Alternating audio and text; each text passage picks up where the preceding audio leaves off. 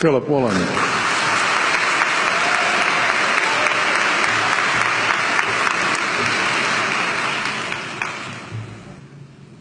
King Lear, late at night on the cliffs, asks the blind Earl of Gloucester, "How do you see the world?" And the blind man Gloucester replies, "I see it feelingly. And shouldn't we all? Animals must be off the menu because tonight they are screaming in terror in the slaughterhouses, in crates and in cages, vile, ignoble gulags of despair." You see, I heard the screams of my dying father as his body was ravaged by the cancer that killed him. And I realized I'd heard those screams before.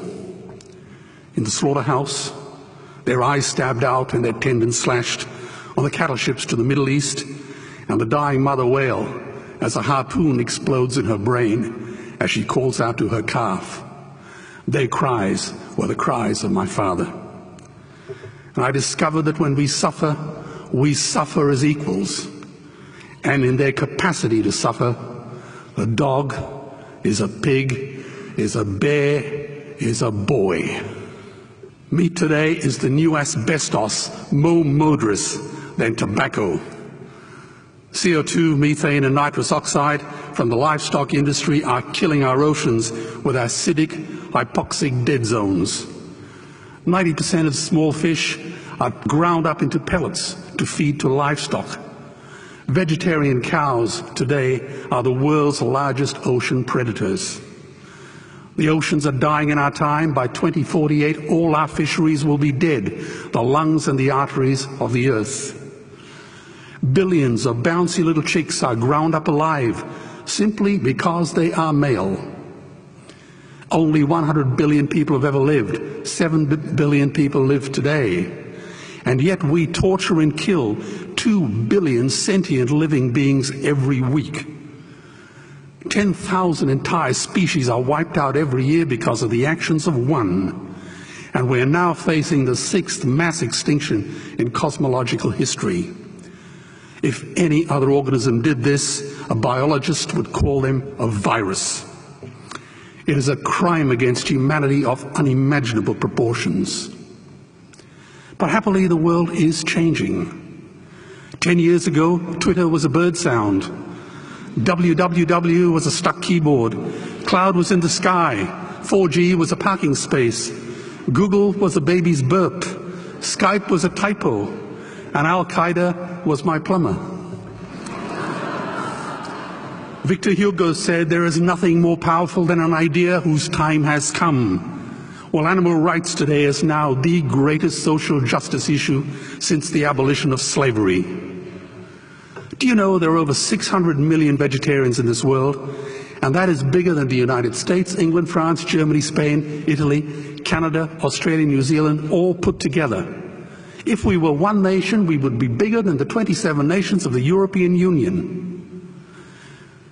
Can you believe that? And despite this massive demographic footprint, we are still drowned out by the raucous hunt and shoot and killing cartels who believe that violence is the answer when it should not even be a question. Meat kills animals, kills us, and is killing our economies. Medicare has already bankrupted the United States. They will need $8 trillion invested in Treasury bills just to pay the interest, and they have precisely zero. They could shut down every school, Army, Navy, Air Force, Homeland Security, Marines, CIA, and FBI, and they still will not have the money to pay their doctor bills. And our Cornell and Harvard say that the optimum amount of meat in a healthy human diet is precisely zero. Water, as you know, is the new oil. Nations will soon be going to war for it. Underground aquifers that took millions of years to fill are now running dry. It takes 50,000 liters of precious drinking water to make 1 kilo of beef. Today, 1 billion people are hungry. 20 million people will die from malnutrition. Cutting meat by only 10% will feed 100 million people, and eliminating meat will end starvation forever. If everyone ate a Western diet, we would need 2 planet Earths to feed us. We've only got one, and she is dying. Greenhouse gas emissions from livestock is 50% greater than transport, as Peter said. Cars, trains, buses, ships, lorries, the whole lot. And as I travel around the world, I see poor countries who sell their grain to the West while their own children starve in their arms. And the West feeds it to livestock so we can eat a steak? Am I the only one who sees this as a crime? Believe me, every morsel of meat we eat is slapping the tear-stained face of a hungry child. When I look into her eyes, do I remain silent? The earth can produce enough food for everyone's need, but not enough for everyone's greed. We are facing the perfect storm. If any nation had developed weapons that could wreak such havoc on the planet, we would launch a preemptive military strike and bomb it back into the Bronze Age. But it's not a rogue state, it's an industry. The good news is we don't have to bomb it. We can just stop buying it. Sir George Bush was wrong. The axis of evil does not run through Iraq, Iran, or North Korea. It runs through our dining tables. Weapons of mass destruction are our knives and forks. Our proposition is the Swiss Army knife of the future. It solves our environmental, water, human health problems and ends cruelty forever. The Stone Age didn't end because we ran out of stones. This cruel, disgusting industry will end because we run out of excuses. Meat is like the 1 and 2 cent coins.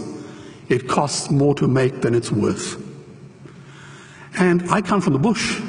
Farmers are the ones with the most to gain. Farming won't end, it would boom. Only the product line will change. Farmers would make so much money they won't even bother counting it, and I'd be the first to applaud them. Governments would love us. New industries would emerge and flourish. Health insurance premiums would plummet. Hospital waiting lists would disappear. Hell, we'd be so healthy, we'd have to shoot someone just to start a cemetery. So tonight I have 2 challenges for the opposition. 2 challenges. Meat causes a wide range of cancers and heart disease. Would they name one disease caused by a vegetarian diet?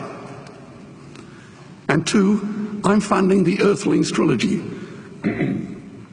If the opposition is so sure of their ground, I challenge them to send a copy of the Earthlings DVD to all their colleagues and all their customers.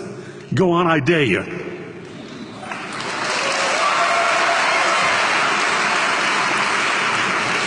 Animals are not just other species, they are other nations, and we murder them at our peril. The peace map is drawn on a menu. Peace is not just the absence of war, it is the presence of justice. Justice must be blind to race, color, religion, or species. If she's not blind, she will be a weapon of terror. And tonight, there is unimaginable terror in those ghastly Guantanamos we call factory farms or slaughterhouses. Believe me, if slaughterhouses had glass walls, we wouldn't be having this debate tonight. You see, I believe another world is possible. And on a quiet night, I can hear her breathing. Let's get animals off the menu and out of these torture chambers. Please vote tonight for those who have no voice. Thank you.